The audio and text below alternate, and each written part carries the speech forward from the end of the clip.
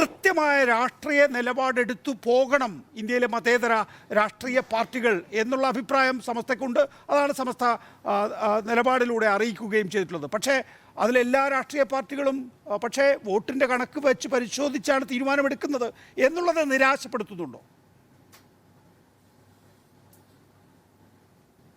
ഞാൻ ആ വിഷയത്തിലേക്ക് വരുന്നതിന് മുമ്പ് നമ്മുടെ BJPയുടെ പ്രതിനിധി എന്നെ വോട്ട് ചെയ്ത് പറഞ്ഞ ആ വിഷയത്തിൽ ഒരു ക്ലാരിഫിക്കേഷൻ നൽകാൻ വേണ്ടിയിട്ട് പറയുകയാണ്.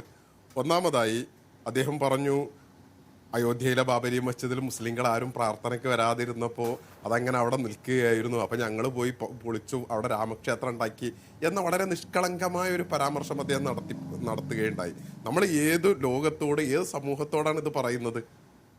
നമുക്ക് എല്ലാവർക്കും അറിയാവുന്നതാണ് 949 രാമവിഗ്രഹം അവിടെ സ്ഥാപിതമാകുന്നത്, അവിടെ കൊണ്ടുപോയി ഇട്ടു, അല്ലെങ്കിൽ അവിടെ പ്രത്യക്ഷപ്പെട്ടു എന്നൊക്കെയുള്ള വ്യാഖ്യാനങ്ങൾ വരുന്നത് വരെ അവിടെ മുസ്ലിങ്ങൾ ആരാധിച്ചിരുന്ന ഇടാണ്. അത് ഇന്ത്യയിലെ ലോകത്തെ എല്ലാ മനുഷ്യർക്കും അറിയുന്ന ഒരു യാഥാർത്ഥ്യത്തിന്റെ മുകളിൽ നിന്നിട്ടാണ് നമ്മൾ സംസാരിക്കുന്നത്. ഒന്ന്. രണ്ടാമതായി നേരത്തെ പറഞ്ഞു, ഇതാ മുസ്ലിങ്ങളെ സംബന്ധിച്ചിടത്തോളം ഞങ്ങൾ ഇപ്പോഴല്ല എക്കാലത്തും പറയുന്നതാണ്, അത് അന്യമതക്കാരുടെ ആരാധനാലയം തകർത്തുണ്ടാക്കിയ സ്ഥലത്താണ് പള്ളി ഉണ്ടാക്കിയത് എങ്കിൽ തീർച്ചയായും ആ പള്ളി, ആ ആരാധന അന്യമതക്കാർക്ക് വിട്ടുകൊടുക്കണം, മുസ്ലിങ്ങൾ അത് വിട്ടുകൊടുക്കണം എന്നുള്ളത് ഞങ്ങൾ എല്ലായിടത്തും പറയുന്ന കാര്യമാണ്. പക്ഷേ ബാബരി മസ്ജിദിന്റെ വിഷയത്തിൽ എന്താണ് യഥാർത്ഥത്തിൽ സംഭവിച്ചിട്ടുള്ളത്? ഇവിടെ കോടതിയുടെ വെർഡിക്റ്റ് അടക്കം ഇവിടെ കോട്ട് ചെയ്യപ്പെടുകയുണ്ടായി. ക്ഷേത്രം തകർത്താണ് പള്ളി നിർമ്മിച്ചത് എന്ന് ഖണ്ഡിതമായി ഈ നിമിഷം വരെ ഇന്ത്യയിൽ തെളിയിക്കപ്പെട്ടിട്ടില്ല. അങ്ങനെയുള്ള ഒരു യാഥാർത്ഥ്യം ഉണ്ടായിരിക്കെ മുസ്ലിങ്ങളെ സംബന്ധിച്ചിടത്തോളം ഇപ്പോൾ ഒരു ഒറ്റ സംഭവം കൂടി ഞാൻ പറയാം, അത് പറയാൻ എന്നെ അനുവദിക്കണമെന്ന് ഞാൻ അഭ്യർത്ഥിക്കുകയാണ്. ഇപ്പോൾ ബാബർ ചക്രവർത്തി ജീവിച്ചിരിക്കുന്ന 16-ാം നൂറ്റാണ്ടിൽ മുസ്ലിം ലോകത്ത് ഇതിന് സമാനമായ ഒരു പ്രശ്നം ഉണ്ടാകുന്നുണ്ട്. ഇസ്ലാമിക ഗ്രന്ഥങ്ങളിലൊക്കെ കാണാം.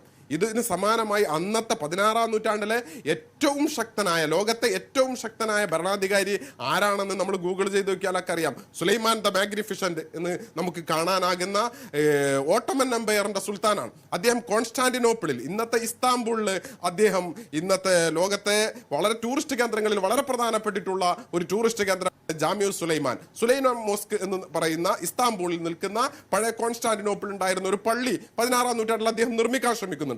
പക്ഷേ ആ കണ്ണായ സ്ഥലത്ത് ഈ പള്ളി നിർമ്മിക്കാൻ നിൽക്കുന്ന സമയത്ത് അവിടെ ഒരു പ്രശ്നമുണ്ടായി. ആ പള്ളി നിർമ്മിക്കാൻ അവരുദ്ദേശിച്ച സ്ഥലത്ത് ഒരു യഹൂദന്റെ, ഒരു ജൂതന്റെ വീടുണ്ടായിരുന്നു. ഉദ്യോഗസ്ഥന്മാരൊക്കെ ആ വീട്ടുകാരനെ സമീപിച്ചിട്ട് ഈ വീട് ഞങ്ങൾക്ക് തരണമെന്ന് പറഞ്ഞു, പണം കൊടുത്തു. പക്ഷെ അയാൾ സമ്മതിച്ചില്ല.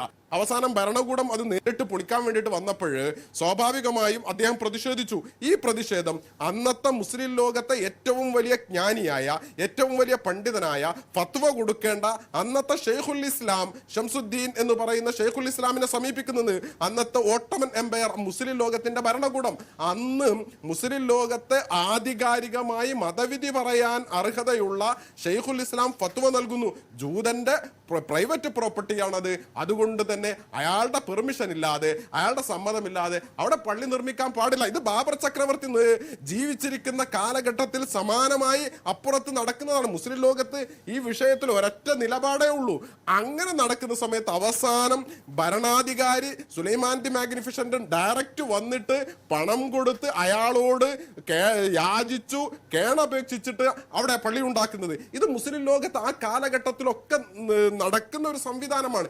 ഈ സംവിധാനത്തിന്റെ മുകളിലാണ് നമ്മൾ ഇത്തരം വ്യാജമായിട്ടുള്ള മിത്തുകൾ അടിസ്ഥാനപ്പെടുത്തിയുള്ള വാദങ്ങൾ ഉണ്ടാക്കുന്നത്. ഒന്ന് മിത്താണ്, മറ്റൊന്ന് നമ്മൾ നേർക്കുനേർ കണ്ടിട്ടുള്ള ഒരു സംഭവമാണ്.